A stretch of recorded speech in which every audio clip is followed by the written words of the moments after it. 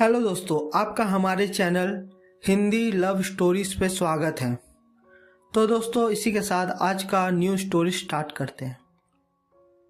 यह सच नहीं है कि प्यार में हमेशा धोखा ही मिलती है। कभी कभी कुछ रिश्ते मजबूरियों और हालातों की वजह से भी टूट जाती है, या यूं कहें कि कभी कभी मजबूरियों और जिम्मेदारियों की वजह से कुछ रिश्तों को पीछे छोड़कर आगे निकलना पड़ता है।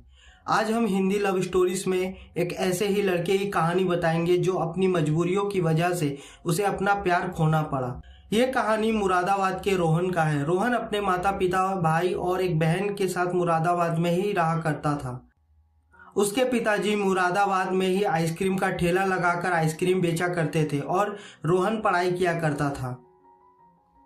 रोहन एक दिन स्कूल से आने के बाद बगल के ही दुकान में मसूर के दाल लाने के लिए गया हुआ था। उसी किराना दुकान में रोहन की मुलाकात मुस्कान से हुई। मुस्कान भी अपने भाई के साथ उसी दुकान में मसूर का ही दाल लेने आई थी। उस वक्त ना रोहन मुस्कान को जानता था और ना ही मुस्कान रोहन को जानती थी, मगर रोहन को पहली दफा में ही मुस्कान को देखकर कुछ कुछ होने लगा था।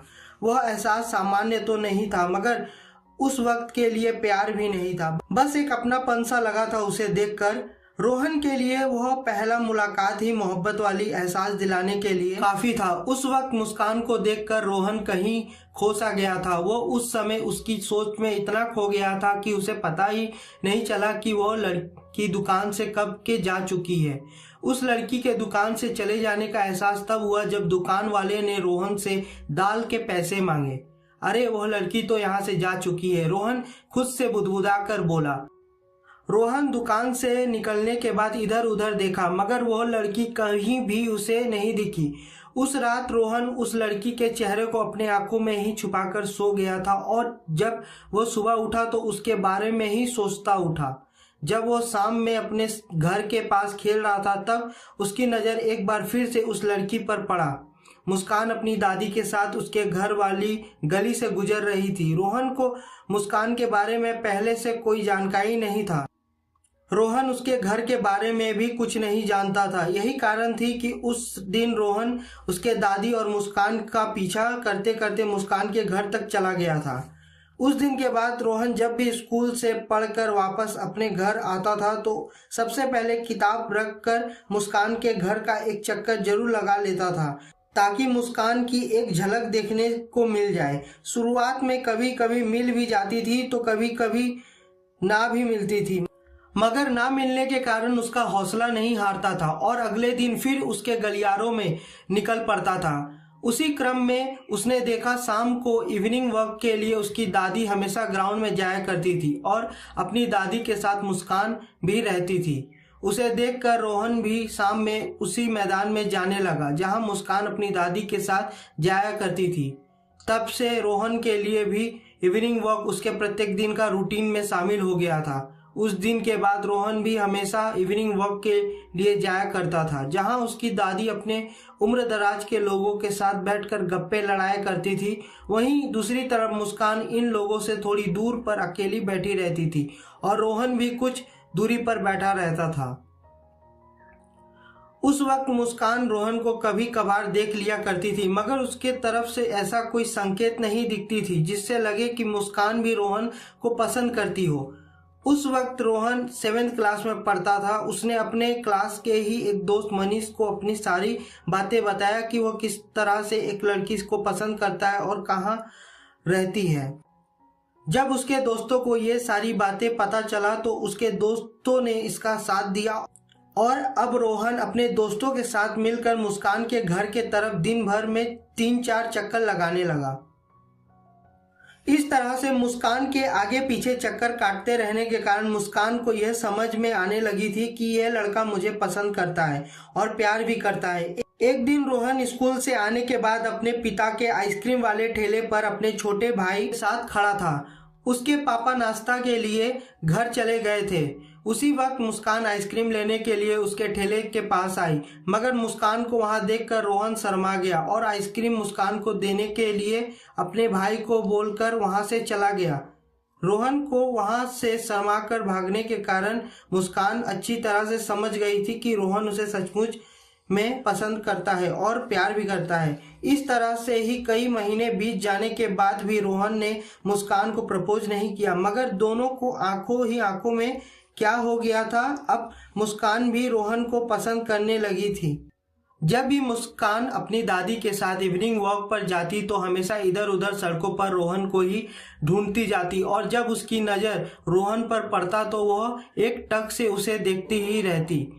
जब ग्राउंड में उसकी दादी लोगों के साथ बैठकर बातचीत करती तब मुस्कान का सारा ध्यान रोहन पर ही रहता था। एक दिन उसके दोस्त मनीष ने कहा, यार हम लोग बहुत दिन से मुस्कान के पीछे पड़े हैं और अब वह भी तुमको पसंद करने लगी है, तुम्हें अब मुस्कान को प्रपोज कर देनी चाहिए। मगर रोहन उस वक्त कुछ नहीं बोल पाया क्योंकि वो अपने घर की स्थिति देखकर प्रपोज करने से डरता था। उस वक्त रोहन के घर की हालात अच्छी नहीं थी। उस वक्त तो रोहन के पास ना तो कोई मोबाइल था, ना ही कोई गाड़ी और ना ही पैसे, जबकि दूसरी तरफ मुस्कान एक अच्छी घर की लड़की थी। उसके पास एक आईफोन और हाल ही में उसने एक एक्टिवा स्कूटी भी खरीदी थी। कुल मिलाकर मुस्कान एक बड़े घर की लड़की थी। यही कारण थी कि रोहन ने खुद को कई बार मुस्कान को प्रपोज करने के लिए हिम्मत किया, मगर हिम्मत ही नहीं जुटा पाया। जबकि इतने महीनों में रोहन को अच्छी तरह से मालूम हो चुका था कि मुस्कान भी उसे पसंद करती है। मुस्कान से वो कभी ग्राउंड में मिलता तो कभी अपने घर के गलियारों में। इस तरह से 2 साल बीत चुके थे, तब भी रोहन ने मुस्कान को प्रपोज नहीं किया था। और एक दिन रोहन के पिताजी एक बीमारी के कारण इस दुनिया को छोड़ दिए। अपने पिता की मृत्यु के कारण रोहन पूरी तरह से टूट गया था। उसके घर को संभालने वाले सिर्फ उसके पिताजी ही थे। वही घर की पूरी जिम्मेदारी को आइसक्रीम बेचकर उठाते थे। अब पिताजी के देहांत के बाद घर का सारा जिम्मेदारी रोहन पर आ गया था। अब उसे अपने भाई बहन और मम्मी के भरण पोषण की जिम्मेदारी थी और उसे अपनी बहन के विवाह की भी चिंता सताने लगी थी। घर में पहले से जो कुछ थोड़ी बहुत पैसे थे वो सब पिताजी के बीमारी में खत्म हो गया था। अब उसने पैसे के लिए अपने आइसक्रीम के ठेले लगाने लगा, मगर उसे उतनी कमाई नहीं होती थी जिससे कि घर के खर्च उठाकर कुछ पैसे भी जमा कर सके।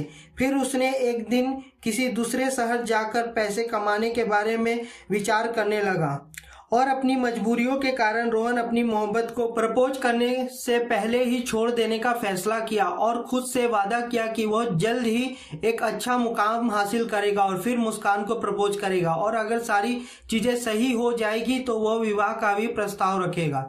मगर हम सभी जानते हैं कि एक 10वीं पास लड़के को कितनी बड़ी नौकरी मिल सकती है, जिसे कोई जल्द से जल्द अपने घर की स्थिति भी सही कर लेगा और एक अच्छे घर की लड़की वाले को भी शादी के लिए मना लेगा। पिछले 2 साल से रोहन अपने घर के जिम्मेदारियों को संभालने में लगा था और उधर मुस्कान इन सब सारी चीजों से अनजान थी। मुस्कान जब भी दादी के साथ ग्राउंड में जाती उसकी आंखें रोहन को ही ढूंढती और उसे ना देखकर निराश हो जाती थी।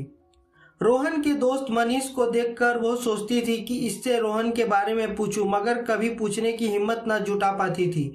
और रोहन दूसरे शहर जाकर अपने घर की जरूरतें पूरी करने में ही व्यस्त हो चुका था। मगर इतने सालों में ऐसा कोई दिन नहीं बीता होगा जिस दिन रोहन मुस्कान को याद न किया हो, उसके बारे में न ही सोचा हो और उसके साथ जीने मरने के सपने नहीं देखा हो।